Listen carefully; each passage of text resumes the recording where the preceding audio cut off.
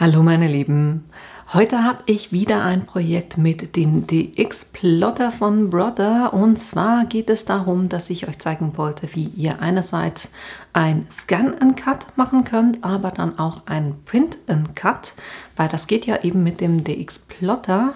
Und dann habe ich aber auch noch zwei Sachen, die auch für andere interessant sein könnten, die jetzt nicht sich für diesen Plotter interessieren. Und da geht es darum, dass ich euch vor einiger Zeit schon mal die Easy Sabli gezeigt habe zum Sublimieren auf Baumwoll Sachen, und da hatte ich das Ganze indirekt sublimiert und euch aber auch noch versprochen, dass ich euch das zeige, wie ihr das direkt sublimieren könnt oder direkt bedrucken könnt. Und das zeige ich euch heute, und dann habe ich auch noch eine Folie, die ihr tatsächlich auch mit dem Inkjet Printer bedrucken könnt und das dann auf eine Baumwolltasche jetzt in meinem Fall aufbringen könnt und es dann aber trotzdem waschbar ist. Mehr zu diesen Sachen seht ihr gleich nach dem Intro.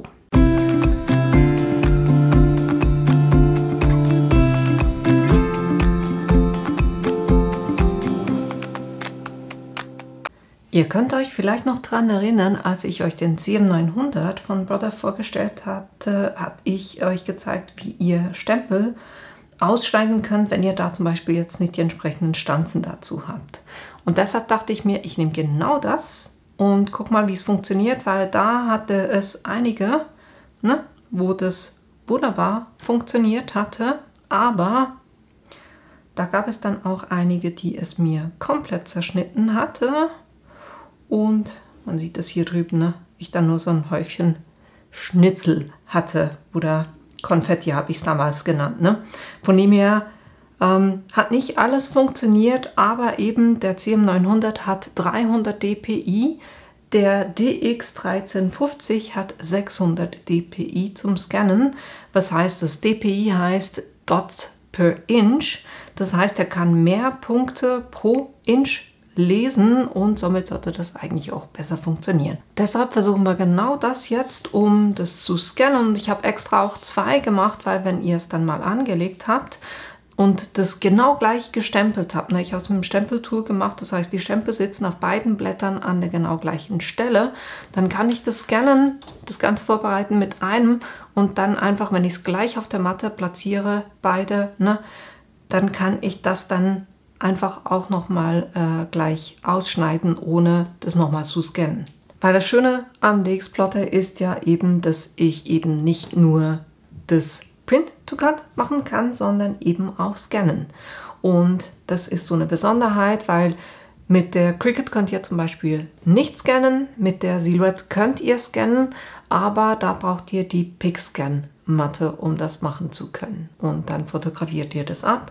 Hier funktioniert es wirklich mit dem Scanner und genau das gucken wir uns jetzt an. Das heißt, ich nehme jetzt eines der Blätter, kurz gucken, hier ist der Pfeil nach oben, und ich habe bei beiden extra eben unten eine kleine Ecke abgeschnitten, damit ich weiß, welche Ausrichtung das war. Und ich lege das jetzt hier jeweils, ich lege es genau schön oben in die Ecke der Kante entlang.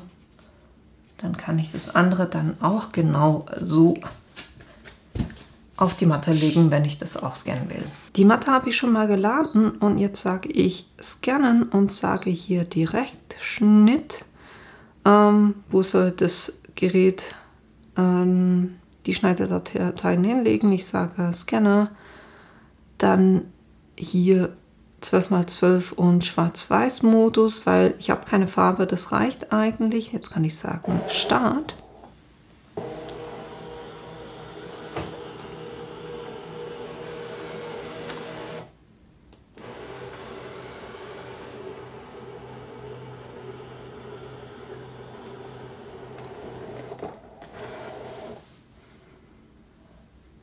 Dann sage ich okay. Jetzt kann ich den Bereich noch anpassen, wo meine Stempel tatsächlich auch sitzen, damit er da nicht die Unreinheiten auf der Matte quasi noch mitliest. Dann kann ich sagen Vorschau. Sieht eigentlich gut aus, dann kann ich sagen okay. Und jetzt will ich da aber noch einen Versatz. Ne? Das heißt, machen wir da. Beim letzten Mal hatte ich 3 mm, machen wir es gleich. Und ich weiß nicht, ob ihr es erkennen könnt, aber ich habe hier, ich sehe schon auf dem Bild drauf, dass ich ziemlich sicher keine Konfetti haben werde. Von dem her ist das, was gescannt wurde, wirklich besser. Ich sage okay.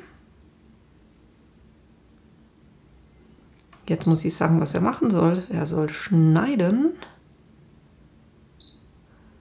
Und jetzt habe ich Halbschnitt noch auf ein. Das will ich natürlich nicht. Da gehe ich auf aus, weil es ist ein Papier, das soll er ganz durchschneiden. Und beim Testschnitt, den ich gemacht hatte, hat hier der normale Autoschneidedruck wunderbar funktioniert. Von dem her, ne, 3 Minuten kann ich sagen, Start.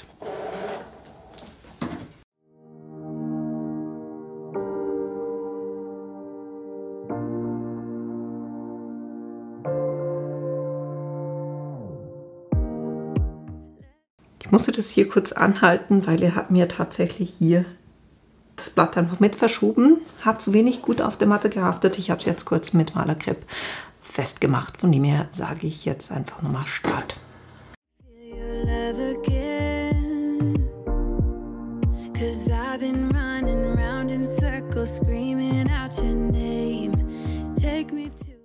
Ich sehe schon, dass er das alles perfekt geschnitten hat.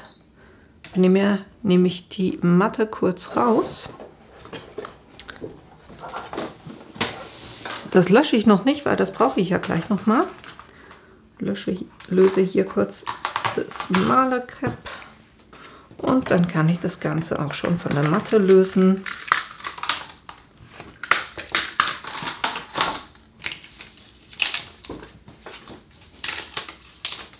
Das Einzige, was eben nicht funktioniert hat, war hier, weil er da am Anfang, das hat nicht gut gehalten und er hat es mitgerissen quasi. Und den Rest kann ich jetzt ganz einfach von der Matte lösen. Weil, wie vermutet, es hat keine Konfetti gegeben. So, wunderbar. Das ist schon mal das erste. Und jetzt kann ich das zweite Blatt auch wieder, hier die Ecke kommt nach unten, das hier schön gleich auf die Matte legen wie das vorherige Blatt. Ich mache es jetzt sicherheitshalber auch noch mal ein bisschen fest.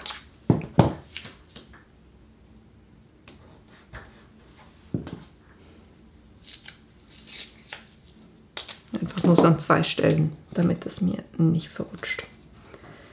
So.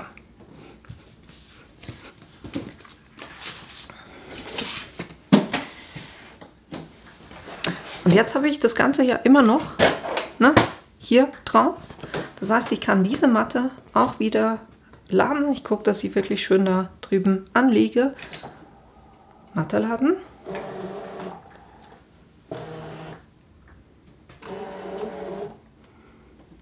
Dann sagen, was ich machen will. Wieder schneiden. Und die Einstellungen stimmen ja immer noch. Und jetzt kann ich wieder sagen, Start.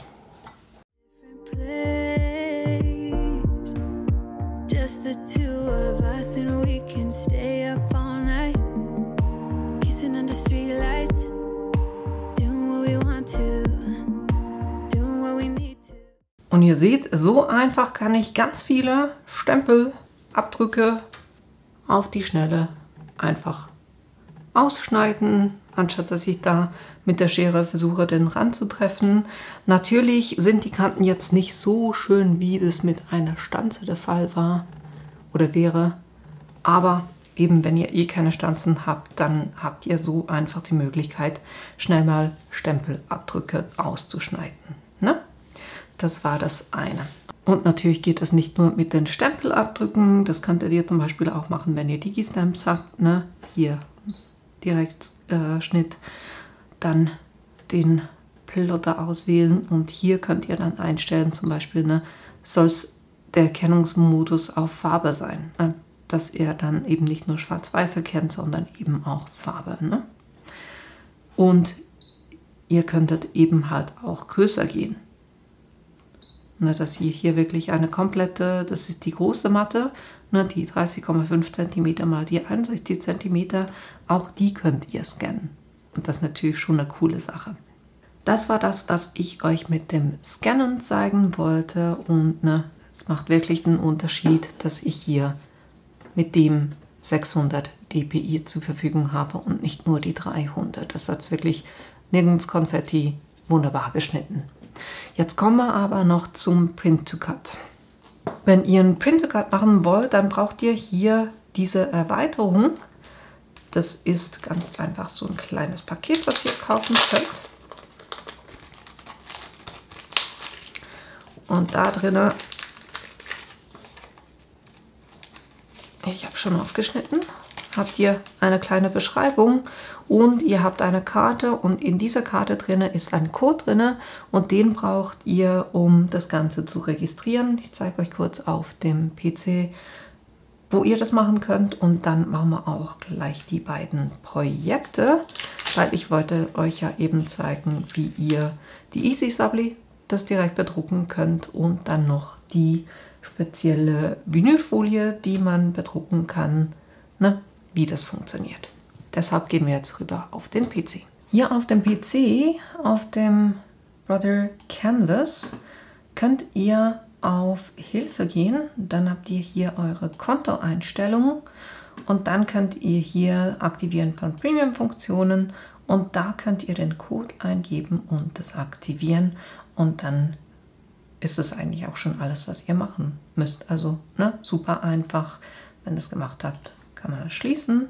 Und im ersten Moment sieht es dann nicht so aus, dass da irgendetwas passiert wäre. Das heißt, ihr habt hier nicht irgendeine Erweiterung, sondern wenn ihr dann hier auf dieses Symbol drauf geht, könnt ihr hier neu Registermarken anzeigen. Und das sind quasi gleich wie bei Silhouette und bei Cricut die Passmarken. Im Moment liegen die so, dass es die ganze Matte ist. Das kann ich ganz einfach anpassen, nämlich dass ich hier eine A4-Seite nehme. Je nachdem, was ihr für ein Material habt. Bei mir sind beides A4-Seiten, deshalb habe ich das so angegeben. Und die brauche ich jetzt, um das Design vorzubereiten zum Druck. Ich habe schon ein bisschen was vorbereitet. Das wird das hier sein für die Easy Sabli. Aber ich werde euch kurz zeigen, wie ich das gemacht habe. Ich habe ein Bild, Bildverfolgung. Nehme ein Bild von meinem Computer. Dann habe ich hier mein Design als PNG. Sage öffnen.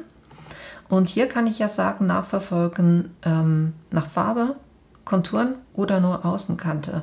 Und da ich das quasi nur ringsherum schneiden will, nehme ich nur die Außenkante. Das reicht eigentlich.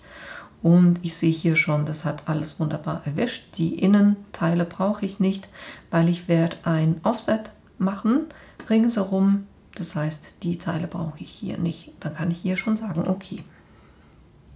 So, jetzt habe ich das in der Größe. Ich lasse das kurz als Originalgröße, weil ich kümmere mich jetzt noch kurz um das Offset. Dafür muss ich die Gruppierung kurz aufheben, dann alles markieren und hier unter diesem Symbol bearbeiten, wenn ihr da ganz runter geht. Ich muss noch kurz hier das Bild. Da hat er Probleme damit, das sperre ich kurz, so dass ich wirklich nur die Schneiderlinien habe. Jetzt sollte es funktionieren.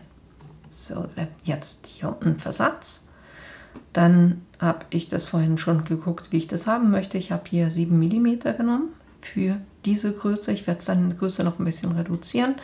Und was ich hier jeweils mache, ist, dass ich die ausgewählten Originallinien lösche, weil ich will ja nur mit dem Offset dann schneiden. Dann kann ich sagen, okay. Dann markiere ich mir nochmal alles, weil das hat jetzt natürlich das Offset um jeden einzelnen Buchstaben gemacht. Und sage hier verschmelzen. Braucht ein kleines Momentchen, dass er das gerechnet hat. Und was mir nicht so gefällt, was ich nicht haben will, sind diese ganzen kleinen Innenteile, die will ich nicht haben. Deshalb klicke ich auf der Linie zweimal drauf, also ein Doppelklick. So, jetzt. Und jetzt sehe ich die ganzen Punkte. Und da kann ich jetzt einfach die ich nicht haben will, markieren. Und ich gehe einfach mit der Rückwärtstaste, lösche ich die, so dass ich dann nur noch die Außenlinien habe.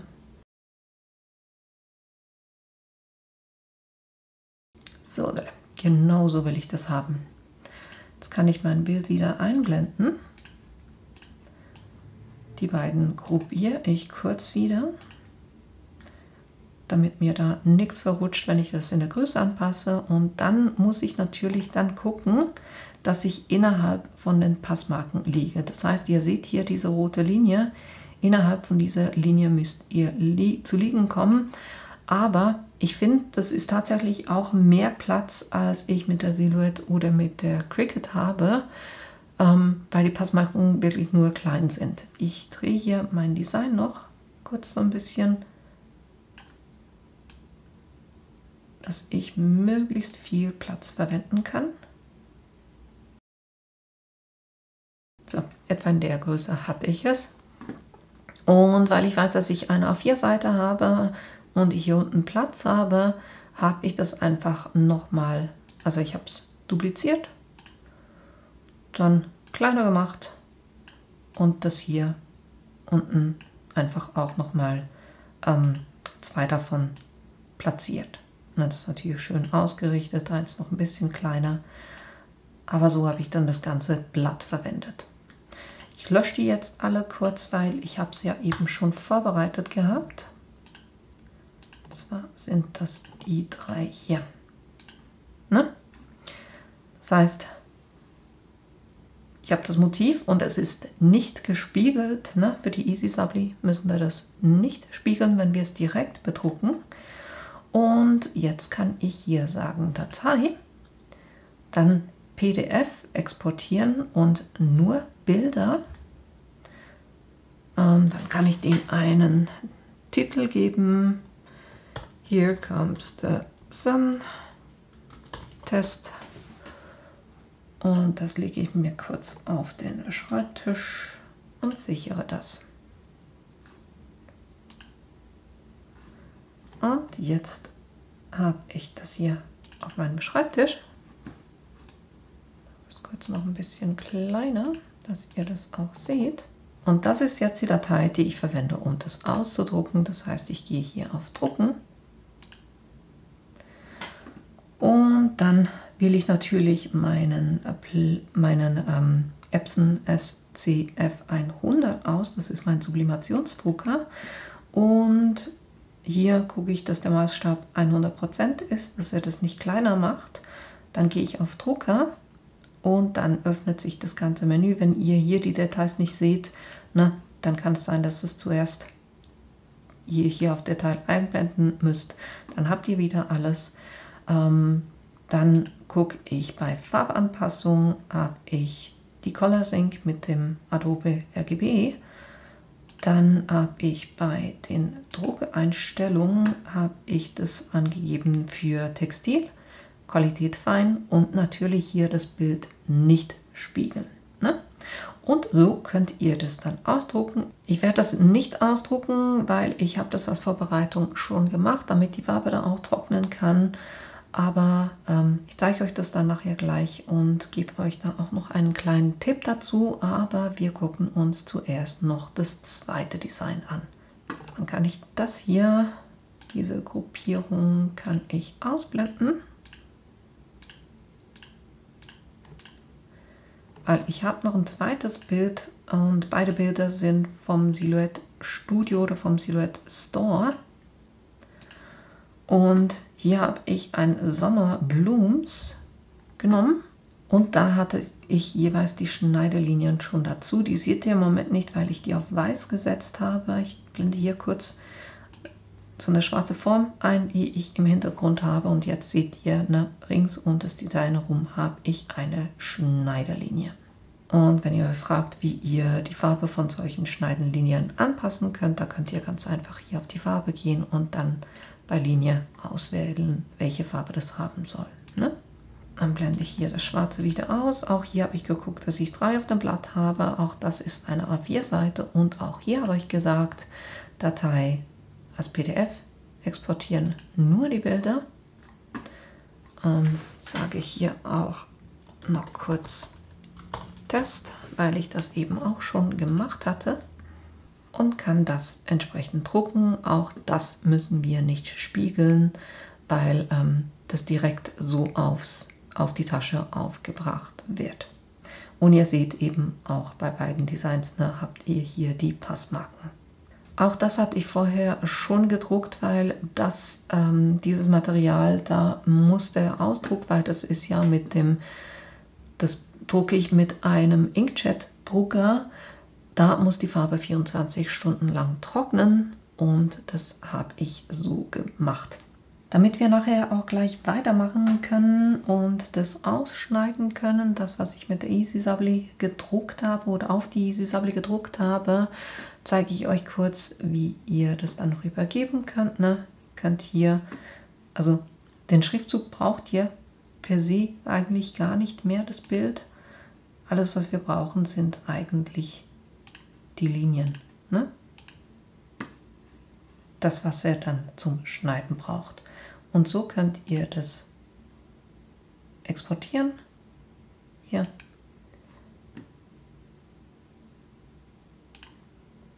Und ich mache das übers Internet und habe dann die Datei drüben auf meinem Plotter drauf. So, jetzt hier kurz zum Tipp. Ne? Wenn ihr es ausdruckt, müsste das ja eigentlich so aussehen, dass ihr die Passmarken habt, oben und unten, und das schön ausgedruckt wäre, aber ich zeige euch kurz das erste Ergebnis. Na, ich habe das, ihr seht jeweils, die Symbole sind nicht genau gleich, sondern bei einem ist der Strich hier oben, beim anderen ist auch hier oben. Das heißt, so, das hier ist der obere Teil des Blattes. Lasst euch nicht verwirren, weil es bei mir auf dem Kopf steht. Das ist nur, weil ich es ja im Canvas gedreht hatte. Und als ich das versucht habe auszudrucken, hat es am Anfang ganz schön ausgesehen und dann hatte er irgendein Problem hier mit Einziehen und dann ist es alles verrutscht. Hatte ich ein bisschen befürchtet und ich habe einen ganz einfachen, simplen Hack gefunden, wie es dann trotzdem funktioniert hat. Nämlich, wenn wir das gucken, hier ist oben, da ist der Strich oberhalb des Kreises.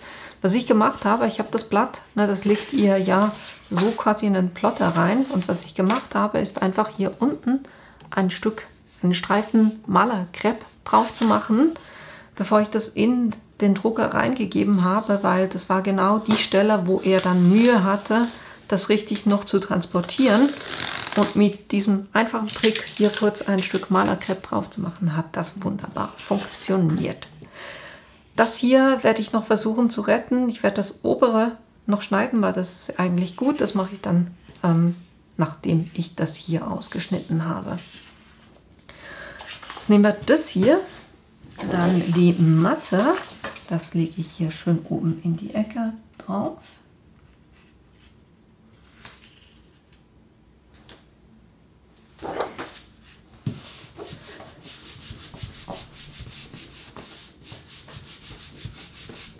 Und sicherheitshalber mache ich das auch kurz mit Malerkrepp fest, einfach, dass mir das dann wirklich nicht verrutscht, weil das wäre dann extrem schade. Aber natürlich darf ich nicht die Passmarken überdecken. Aber ich weiß jetzt zum Beispiel hier an der Stelle wird nichts geschnitten. Da mache ich einen kleinen Streifen hin. So. Jetzt kann ich hier wieder auf die Startseite gehen und sagen Daten abrufen, die ich übertragen habe.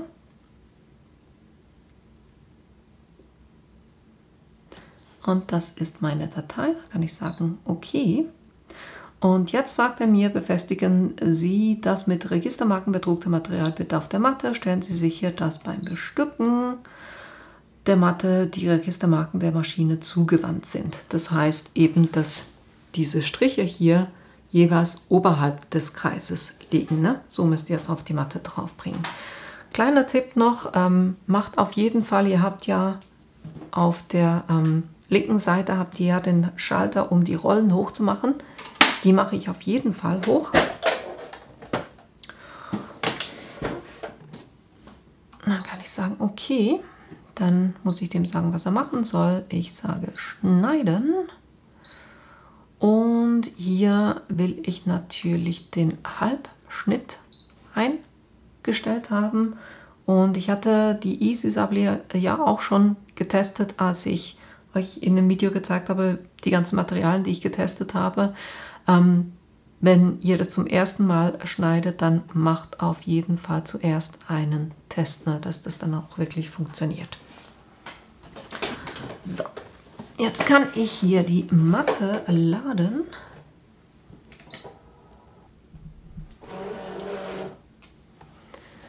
Und dann kann ich hier auch schon Start sagen. Und was er jetzt macht, ist, er sucht jetzt eben die Passmarken.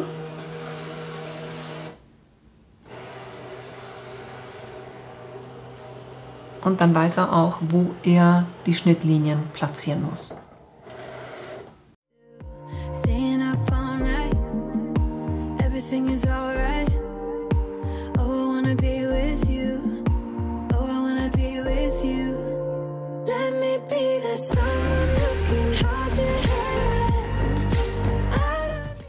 Jetzt, um ganz sicher zu sein, dass es auch wirklich funktioniert hat, hebe ich hier, wo machen wir es? Hier vorne, hebe ich das kurz an.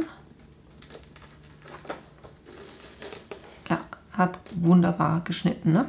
Das heißt, ich kann die Matte auch rausnehmen. Was ich jetzt auch noch kurz mache, ich rette kurz mein anderes Design, was ich ja auch gedruckt hatte. Weil der große Ausdruck, da war es ja noch gut, ne? Von dem her schneide ich das jetzt einfach auch, weil ich habe es genau gleich auf der Matte platziert wie das hier, was ich gerade geschnitten habe. Und deshalb kann ich da ganz einfach die Schnittdatei, die jetzt schon gespeichert ist, verwenden. Und das auch noch kurz schneiden. So, jetzt kann ich das Ganze noch entgittern. So, das hier, was es nicht sauber gedruckt hatte. Aber ihr seht, wie super der das schneidet.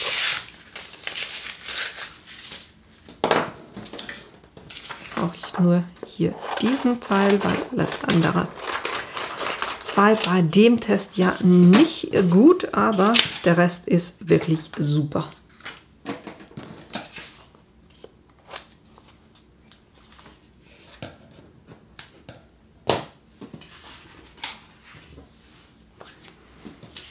Und das war das, wo es überall gut funktioniert hat.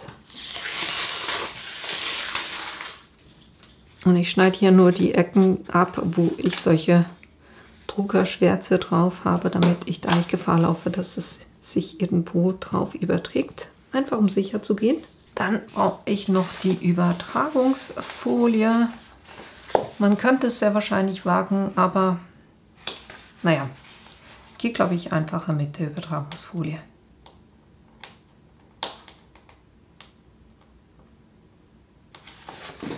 Wenn man es dann schafft, die vom Träger zu lösen. So.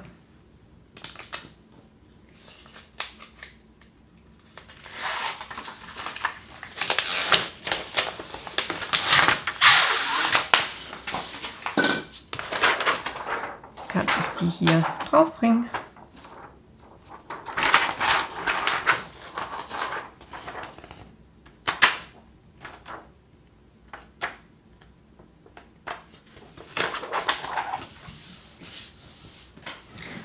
Dann das Ganze mit dem Rakel noch feststreichen, damit das hier wirklich schön auf der Übertragungsfolie haftet. Dann am besten umdrehen und von der Rückseite die Übertragungsfolie ablösen. Das funktioniert in der Regel super. Und da ich nur den einen Teil des Designs verwende, kann ich das hier auch kurz so ein bisschen in 2 Teile schneiden.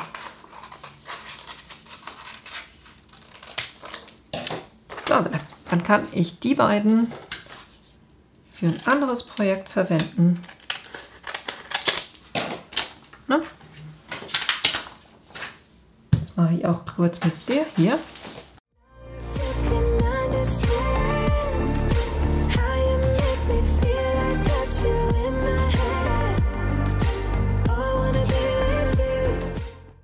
Wie gesagt, die 3 kann ich beiseite legen und für ein anderes Projekt verwenden.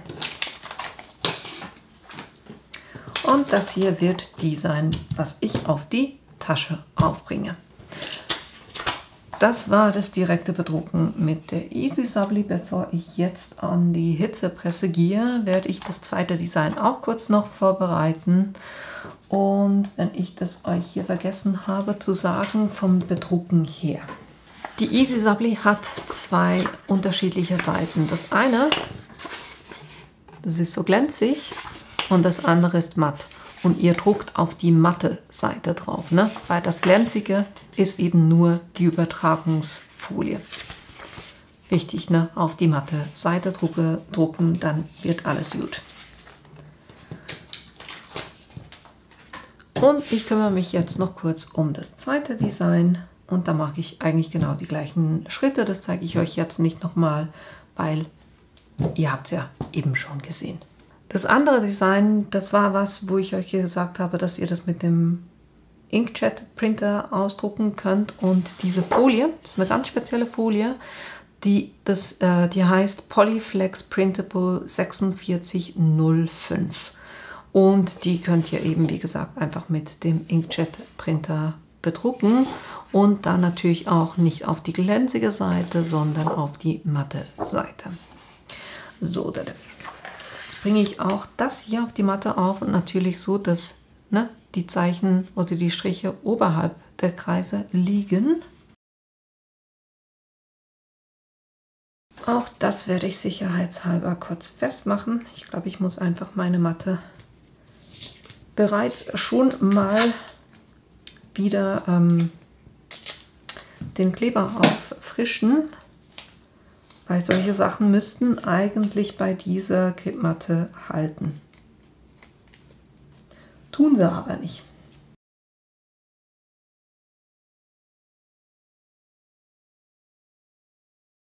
Dieses Material, da ich das neu habe, habe ich das noch nie geschnitten und da werde ich auf jeden Fall zuerst kurz einen Testschnitt machen. Jetzt kann ich hier auch die Daten abrufen, weil ich habe das eben auch schon an den Plotter übergeben. Das sind diese Schnittlinien, sage ich okay. Jetzt sagt er eben auch wieder Laden zum Scannen. Genau, das machen wir. Und auch hier habe ich die Rollen, also den Hebel auf der Seite hoch gemacht, damit die Rollen innen drinne nicht auf dem Blatt herumschmieren. Laden.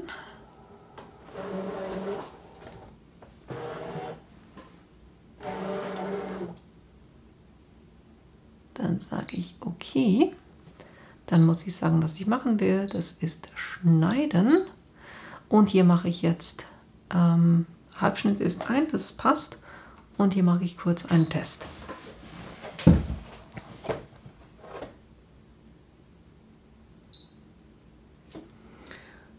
Der hat das hier in der Ecke platziert, das passt wunderbar. Da kann ich das kurz testen.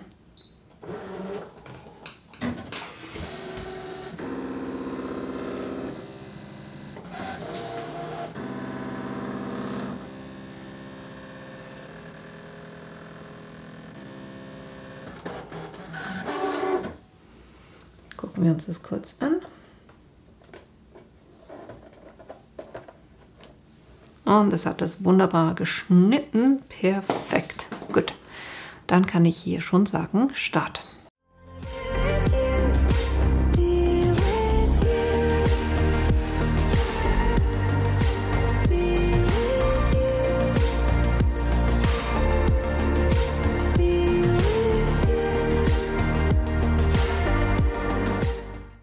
das lässt sich wirklich super abziehen. Geht runter wie Butter.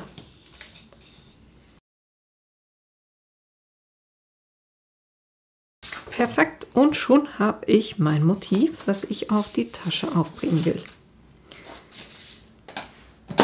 Ihr könntet hier mit einer Übertragungsfolie arbeiten, aber weil das Motiv bei mir wirklich, da verrutscht auch nichts, wenn ich das jetzt einfach so löse. Von dem her werde ich das einfach so abziehen und das dann entsprechend auf die Tasche drauflegen zum Pressen. Schön vorsichtig natürlich.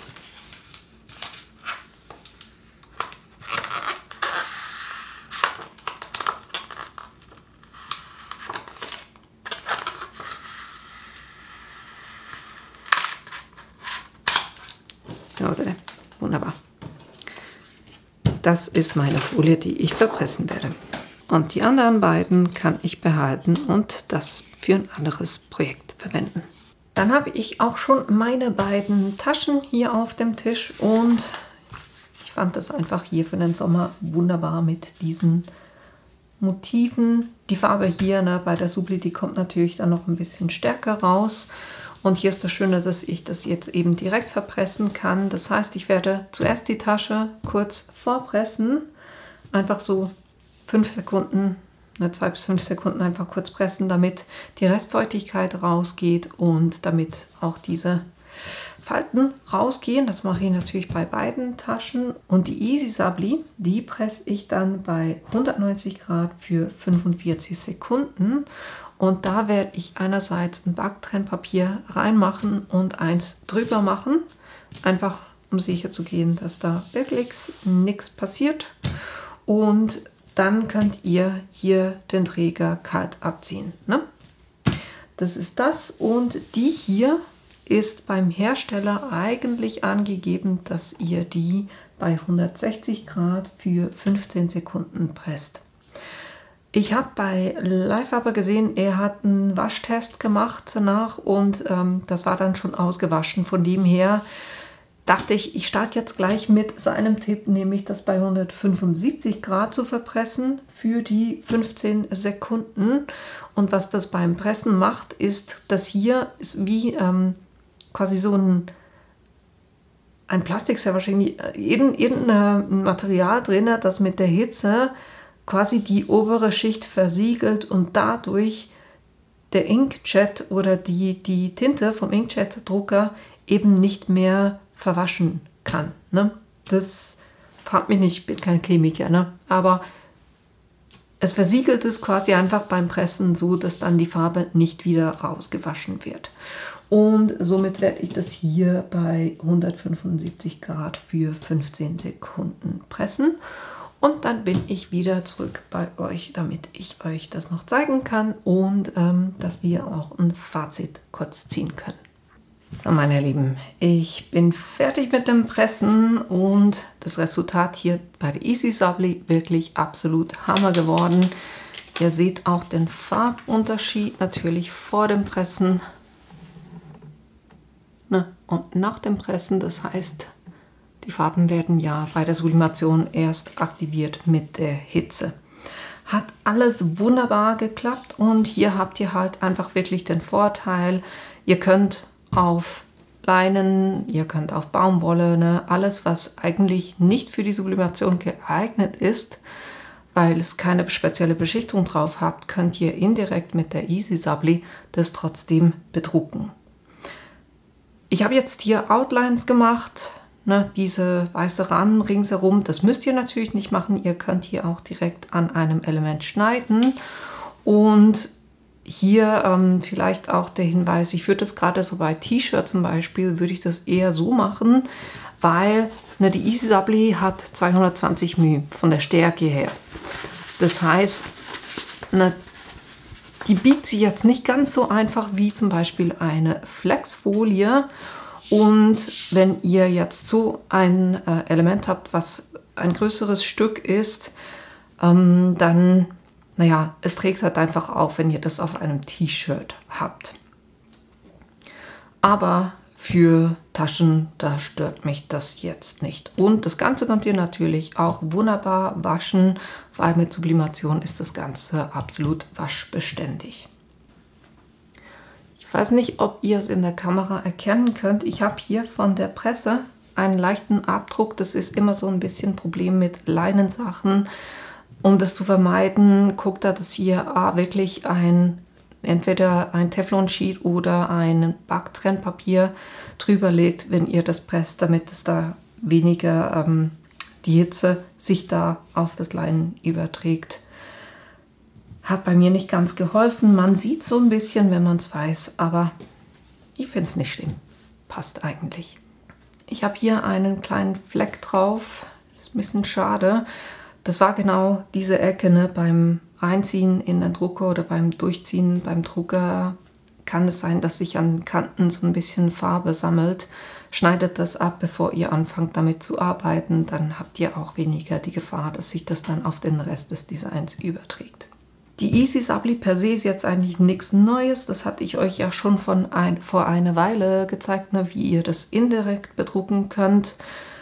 Heute eben das direkte Bedrucken, wo ihr noch schöner dann quasi hier das Ganze am Rand entlang, also richtig positionieren könnt, weil wir drucken es ja zuerst und schneiden es erst dann, weil beim indirekten Übertragen kann es so ein bisschen sein, dass die Easy Supply ein bisschen schrumpft und wenn ihr da nur einen sehr schmalen Abstand habt oder gar keinen Abstand und das Design direkt ohne diese Outline draufbringen wollt, dann kann es sein, dass eben die Easy Supply ein bisschen geschrumpft ist und das Ganze dann nicht mehr so richtig passt.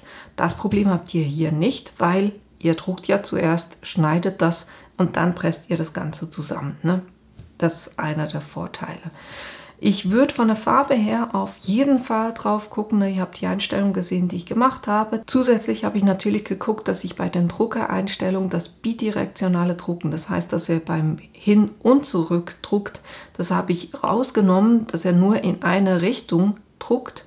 Und das hilft, dass nicht ganz so viel Farbe aufgetragen wird. Das ist eine. Und eben das, was ich euch auch gesagt hatte, guckt auf jeden Fall, wenn ihr es schneidet, dass ihr die Rädchen hochhebt. Und ich hatte das vorher so ein bisschen trocknen lassen. Das war sicher eine Stunde, bevor ich dann mit dem Plotter gearbeitet hatte, hatte ich das vorher gedruckt.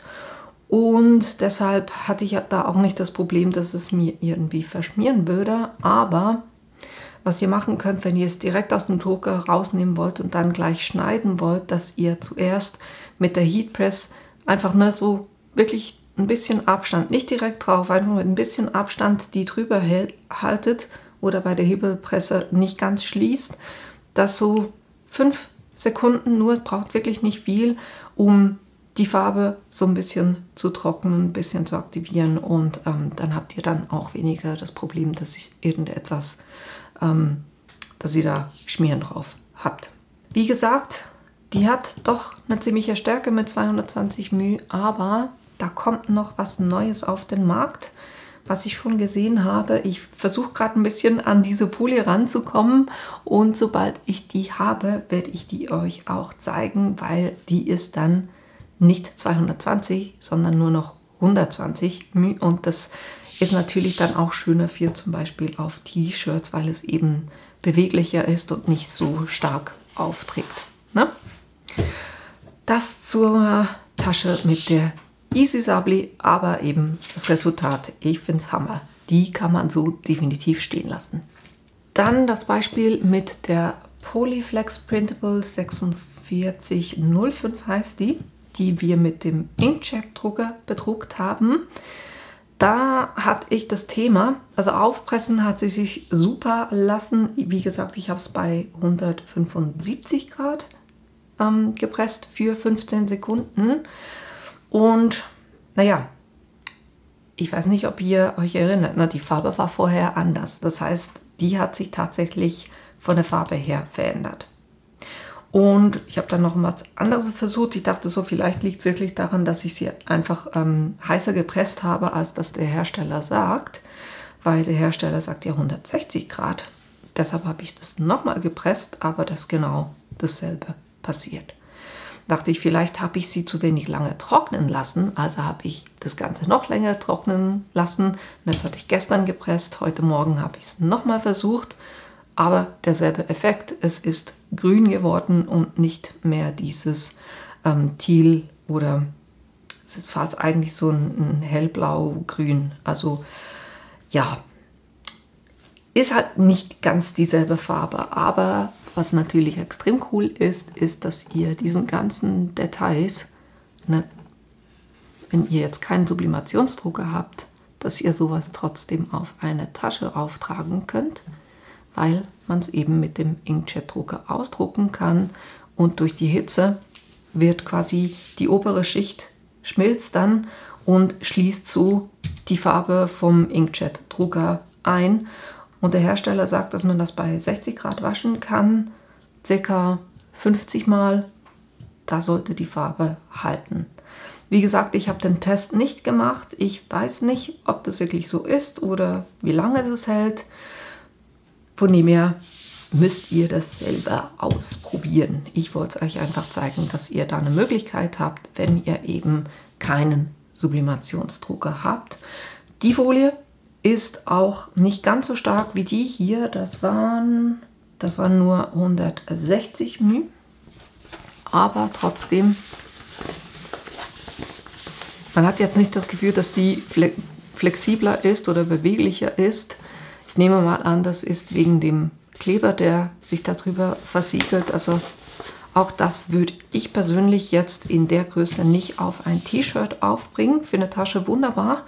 Aber fürs T-Shirt wäre mir das so ein bisschen zu starr. Auch dieses Produkt ist nichts Neues. Ich selber habe es jetzt einfach zum ersten Mal ausprobiert, aber ich habe auch schon gesehen, dass da noch was kommt, was ich euch auf jeden Fall auch zeigen werde, sobald ich das habe, weil da habt ihr dann noch mehr Möglichkeiten, als das nur mit dem Inkjet-Drucker zu bedrucken. Aber eben mehr dazu sage ich euch dann, wenn ich die habe. Somit seht ihr also das, was wir jetzt als Verbesserung haben zum CM900, der ja nur ein Scan und Cut hatte. Der hätte, glaube ich, ziemlich Mühe, hier die Kanten zu erkennen, weil das halt nicht so eine prägnante Farbe ist, wie zum Beispiel, wenn ich ein Design habe, was eine schwarze Linie ringsherum hat. Von dem her, das würde ich jetzt ja wahrscheinlich mit dem CM900 nicht hinbekommen. Aber dadurch, dass ich beim DX-Plotter jetzt mehr DPIs habe, ne, Dots per Inch, was er mehr lesen kann im Vergleich zum CM mit den 300 Dots per Inch, habe ich das hier, na, ich habe ja nochmal dieselben Sticker gemacht und die ausgeplottet, die hat er wunderbar erkannt, wirklich absolut kein Problem, das zu lesen. Dass wenn ihr eben nur die Scan-Funktion haben wollt, die ist per se eigentlich im Plotter eingebaut, da braucht ihr auch nichts zusätzlich zu kaufen. Aber eben wenn ihr Print and Cut machen wollt, jetzt gerade auch für Sticker oder solche Sachen oder eben für solche Designs, macht es wirklich Sinn, wenn ihr hier dieses Print to Cut, diese Erweiterung kauft und die dann installiert oder freischaltet auf eurem Plotter. Das kann ich wirklich empfehlen. Jetzt wollte ich euch noch etwas anderes zeigen, weil ihr habt ja gesehen, als ich die Sticker ausgeschnitten habe und auch die beiden, dass ich das Ganze zusätzlich mit Painter's Tape oder mit Malerkrepp festgemacht habe, weil meine Matte nicht mehr so gut klebt. Ging für mein Gespür jetzt ein bisschen schnell, dass die schon nicht mehr klebt. Aber naja, ich wollte euch kurz zeigen, wie ihr die auffrischen könnt. Und das gilt jetzt nicht nur für die Brother Matte, sondern das könnt ihr auch mit den anderen Matten machen. Das Thema ist, ihr müsst die ganze Matte abkleben. Das heißt, es muss alles abgedeckt sein, was außerhalb dieser weißen Fläche ist. Ne? Eure Arbeitsfläche, die liegt frei. Alles andere ringsherum muss abgedeckt sein. Und das habe ich hier wirklich, ne? Zeitungspapier gefaltet und dann Malerkrepp drüber und schön entlang der Kante festgeklebt. In einem Video, wo ich euch das schon mal gezeigt hatte, habe ich euch das mit einem Post-it-Spray, dem 3M-Spray gezeigt. Diesmal hatte ich, weil ich die von PlotX oder von Hobbyplotter bekommen habe ich die ausprobiert und die hat wirklich auch super funktioniert. Also ne, meine Matte hat jetzt überall wieder eine schöne Klebekraft. Was ich gemacht habe, ist natürlich, also ihr habt auch eine Beschreibung drauf. Ihr müsst die Matte vorher reinigen. Da sagen sie warmes Wasser, gegebenenfalls etwas Spülmittel, um Rückstände zu entfernen. Dann lasst ihr das Ganze trocknen und dann sagen sie eben das Ganze abkleben, ne, so wie ich das gemacht habe. Und dann den Sprühkleber gut schütteln und dann die Matte gleichmäßig einsprühen mit einem Abstand von 20 cm. Und dann den Sprühkleber 30 Sekunden lang trocknen lassen. Natürlich am besten draußen. Ne? Und ja, wenn das dann getrocknet ist, die 30 Sekunden durch sind, dann könnt ihr das abziehen.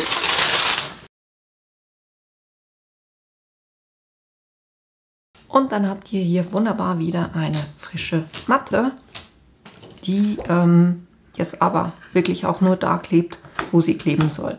Das heißt, hier ne, klebt sie, hier klebt sie nicht. Also alles, das ringsherum, auch die schwarze Linie, die klebt nicht, weil ich die eben abgedeckt habe. Das ist der Tipp. Ihr müsst natürlich nicht immer sofort gleich mit dem Sprühkleber, sondern ihr könnt es wirklich auch, wenn ihr das mit ein bisschen Spülmittel eben abwischt und das wieder an der Luft trocknen lasst, dann gewinnt die auch schon wieder an Klebekraft, weil die ganzen Fussel und Fasern, die ihr da drauf hattet vom Papier oder wenn ihr Stoff geschnitten habt oder was auch immer, wenn die runter ist, dann hat die wieder eine gute Klebekraft. Aber bei mir war es jetzt wirklich so, dass ich das Gefühl hatte, gerade hier oben, wo ich die ganzen Tests gemacht hatte mit den Materialien, da hat sie wirklich fast gar nicht mehr geklebt. Und deshalb dachte ich mir, ich mache gleich die ganze Matte. Und das war auch schon alles, was ich euch heute erzählen wollte. Ich hoffe, das war hilfreich für euch. Ich hoffe, euch hat das Video gefallen und ihr habt Lust, es selber auch auszuprobieren. Und natürlich auch, dass ich euch in einem meiner nächsten Videos wiedersehe. Bis bald! All that time away from you. I didn't think I'd make it without you by my side.